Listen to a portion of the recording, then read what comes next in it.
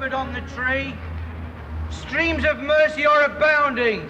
Grace for all is rich and free. Now, poor sinner, look to him who died for thee.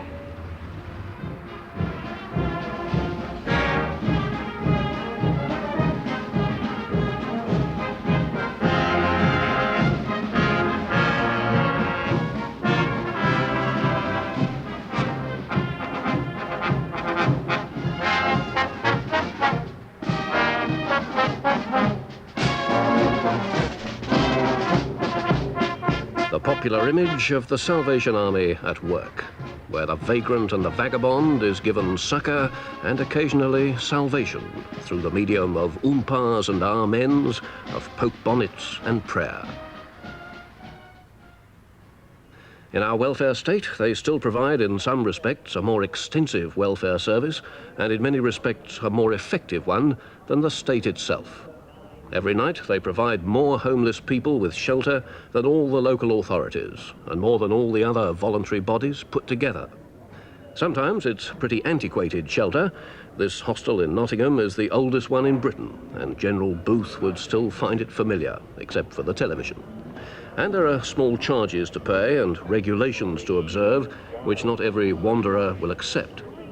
But they don't ask too many questions, they don't ban the alcoholic or the mentally ill, and traditionally they don't preach to a man with an empty stomach. Patrick Lee is an erudite Irishman, apt to quote Thomas Aquinas and the works of James Joyce, a ladies' man in his time. Now a self-confessed alcoholic. I was a young fellow one time. I joined the army at 17 years of age, through poverty. I was a farm labourer's son. There was 11 of us. Joined the army at 17 years of age. I would love to take my children down to see my mother now. And that couldn't possibly happen. I think this is where the drinking started. So, in a much changed world since the gin palaces and unlicensed beer houses of its early days, the Salvation Army still has to fight its traditional enemy. And it still does so on its own ground. Hey, darling, you're on television. Okay. Doris and Dorothy have been in and out of pubs for over 30 years. Unlike Patrick, they've never touched a drop. But Patrick, like them, now knows what alcohol in excess can produce. This is sadness. This is a great sadness. You overcome all your sorrow and the remorse of conscience in the morning. The sadness is out of all this world. The sadness. Fred comes from Yorkshire. He has a prison record, he's chronically sick, he's unable to work. So he has his problems. He also has his pride. Years ago, many years ago, after I'd done my time in prison, love, I got a pride behind me. And that pride is great. I don't want nobody's responsibility, me, only my own. Now, it's a queer thing to say is this, love, but I can look after myself. I'm able to look after myself. So why should I go and sponge on people that's better off than me? It's a queer thing, is pride, you know. It's a great thing, actually.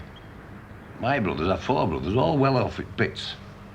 I've got a brother, a master plasterer. And I've 3 brothers, coal miners. One's an overman, one's a deputy, and one's a chief electrician underground. They said to me, come back home, Fred. There's all home here for you. I said, no, lads, I've looked after myself now for 30 years. I look after myself wherever I am. But Fred, you must come home. I'll never go back home, love. Never. You got a home in the Salvation Army. You got a home there. This is your home. You got you look around, you're on the same level. Then again, you find a level of society like yourself. You create this society for yourself, don't you? I'm not proud of the Salvation Army because it's an home. Understand that? It's a great home. I've got nothing against the Salvation Army.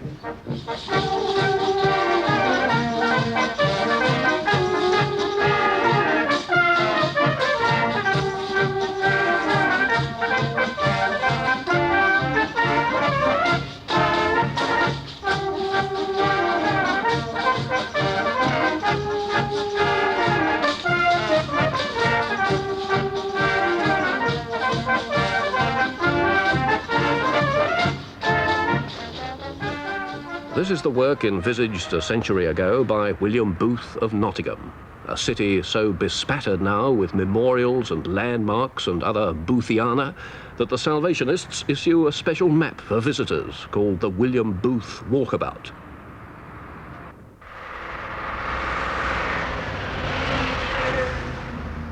Hoxton Goodwill Centre is a little welfare state in itself.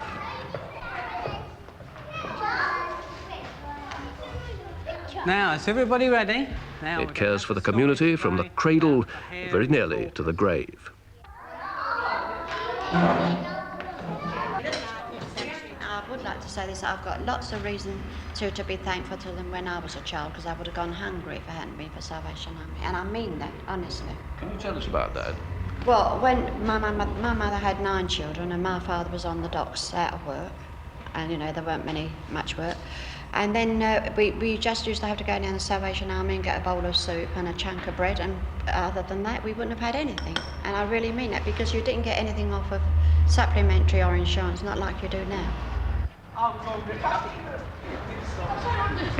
Under the same roof and under the same guidance is entertainment for the teenagers. Indeed, not only under the roof, but on it. It's been adapted for football.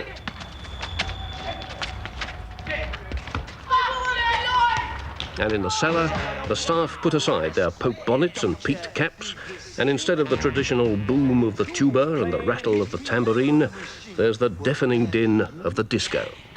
Daddy who? Daddy cool. Daddy cool. Daddy cool. Daddy cool. Daddy cool. Daddy cool. Daddy cool. Daddy cool. Daddy cool. Daddy cool. When most people are thinking about bed, at the Goodwill Centre they're preparing for their final and perhaps most arduous duty of the day. It involves an ingenious mixture of tinned soup and tomato juice, meat pies supplied with ecumenical generosity by a Jewish chain store, and loaves of bread given by the local baker. There are also some cartons of rhubarber, but they're considered too rich for these diners' palates. 2 fishes would perhaps have been more appropriate. Pie? The soup's very hot, go careful. Conditions have changed so much since the Salvation Army was founded, and then obviously the work that you did was absolutely essential. Does it sometimes surprise you that you still have to do all this social work in a welfare state? No, because as long as human nature is what it is, there will be failures, there will be difficulties. You may say there's no crying, agonizing poverty in the East End of London today as there was in 1865 or 1878. And I answer you, that's right. But I also know from personal experience of the East End of London that there are multiplied new kinds of poverty. There's the poverty of communication, the poverty of friendship, the poverty of idealism, the poverty of craftsmanship. And the Salvation Army is trying to adapt itself to help people meet these poverties of the spirit.